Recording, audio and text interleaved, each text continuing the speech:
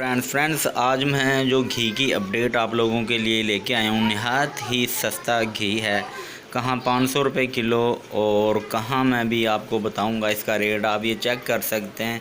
मान बनास्पति घी का नाम है। और फ्रेंड्स ये कहाँ से मिलता है ये भी मैं आपको बताऊँगा। ये फ्रेंड्स 300 रुपये किलो, ये घी 300 रुपये किलो है और ये खाने में भी अच्छा है, ठीक है, और इसका कोई नुकसान भी नहीं है।